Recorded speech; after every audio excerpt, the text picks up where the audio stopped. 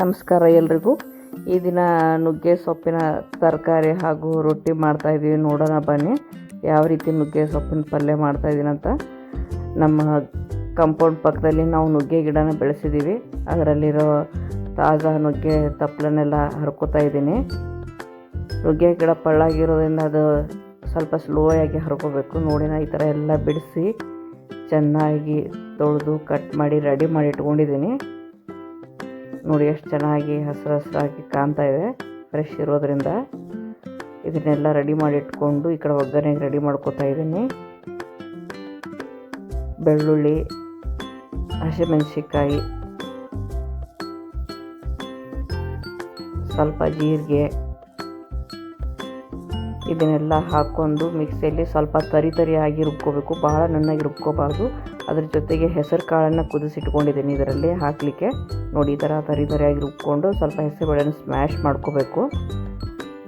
ನುಗ್ಗೆ ಸೊಪ್ಪನ್ನು ತೊಳೆದ ನಂತರ ಕಡಾಯಿಯಲ್ಲಿ ನೀರಿನ ಅಂಶ ಹೋಗೋವರೆಗೂ ಚೆನ್ನಾಗಿ ಒಂದು ಸ್ವಲ್ಪ ಹುರ್ಕೋಬೇಕು. ಹುರ್ಕೊಳ್ಳದೆ ಇದ್ದರೆ ಅದು ಸ್ವಲ್ಪ ಒಗರಾಗಿರುತ್ತೆ, ತಿನ್ನಲಿಕ್ಕೆ ರುಚಿ ಅನಿಸಲ್ಲ. ಮೆಂತ್ಯ ಸೊಪ್ಪಾದರೆ ಸ್ವಲ್ಪ ತಿನ್ಬೋದು, ಆದರೆ ನುಗ್ಗೆ ತಪ್ಪಲು ಸ್ವಲ್ಪ ಒಗರಾಗಿರುತ್ತೆ. ಇದು ಚೆನ್ನಾಗಿ ತೊಳೆದ ನಂತರ ಸ್ವಲ್ಪ ಚೆನ್ನಾಗಿ ನೀರಿನ ಅಂಶ ಹೋಗೋವರೆಗೂ ಚೆನ್ನಾಗಿ ಹುರಿತಾನೆ ಇರಬೇಕು. ನೋಡಿ ಕಡಾಯಿದಲ್ಲಿ ನೀರಿನ ಅಂಶ ಹೋಗೋವರೆಗೂ ನಾನು ಹುರಿತಾ ಇದ್ದೀನಿ.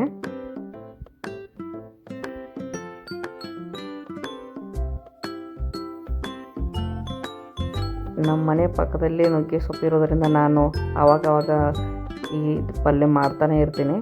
ಆರೋಗ್ಯಕ್ಕೆ ಇದು ತುಂಬಾ ಒಳ್ಳೆಯದು, ತುಂಬ ಕ್ಯಾಲ್ಸಿಯಂ ಅಂತ. ನೋಡಿ ಒಗ್ಗರಣೆ ರೆಡಿ ಮಾಡ್ಕೋತಾ ಇದ್ದೀನಿ.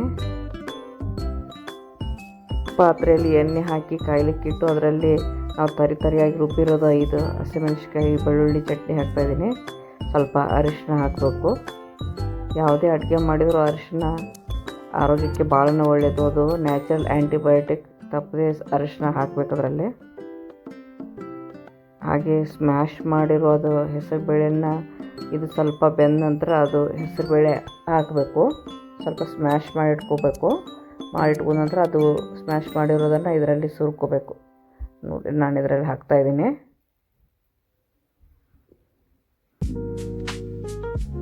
ಇದೊಂದು ಸ್ವಲ್ಪ ಒಂದು 5-6 ಸೆಕೆಂಡ್ ಆದ ನಂತರ ಇದು ಹುರಿದಿರೋ ನುಗ್ಗೆ ತಪ್ಪಲನ್ನು ಅದರಲ್ಲಿ ಮಿಕ್ಸ್ ಮಾಡಬೇಕು. ನೋಡಿ ನೀರಿನ ಅಂಶ ಎಲ್ಲ ಹೋಗಿದೆ. ಇವಾಗ ಇದರಲ್ಲಿ ಮಿಕ್ಸ್ ಮಾಡಬೇಕು.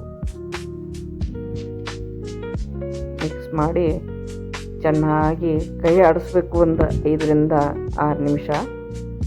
ಹೆಸರು ಕಾಳು ಕುದ್ದಿರುತ್ತೆ ಮುಂಚೆನೇ. ಇದು ನಾವು ಚೆನ್ನಾಗಿ ಹುರಿದೋದ್ರಿಂದ ಇದು ಅರ್ಧಂಬರ್ಧ ಅದರಲ್ಲೇ ಬೆಂದಿರುತ್ತೆ. ಇದು ರುಚಿಗೆ ತಕ್ಕಷ್ಟು ಉಪ್ಪು.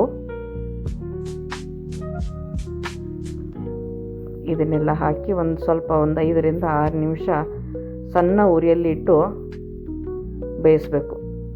ನೋಡಿ ಬೇಯಿಸಿ ಒಂದು ಪ್ಲೇಟ್ ಮುಚ್ಚಿ ಬಂದ್ ಮಾಡಿಬಿಡಬೇಕು. ನೋಡಿ ಇದ್ರ ಜೊತೆಗೆ ರೊಟ್ಟಿ ಮಾಡಿ ಊಟಕ್ಕೆ ರೆಡಿ ಮಾಡಿದ್ದೀನಿ. ಈ ವಿಡಿಯೋ ನಿಮಗೆ ಇಷ್ಟ ಆದರೆ ಲೈಕ್ ಮಾಡಿ, ಸಬ್ಸ್ಕ್ರೈಬ್ ಮಾಡಿ. ಮುಂದಿನ ವಿಡಿಯೋದಲ್ಲಿ ಮತ್ತೆ ಸಿಗೋಣ. ಧನ್ಯವಾದಗಳು.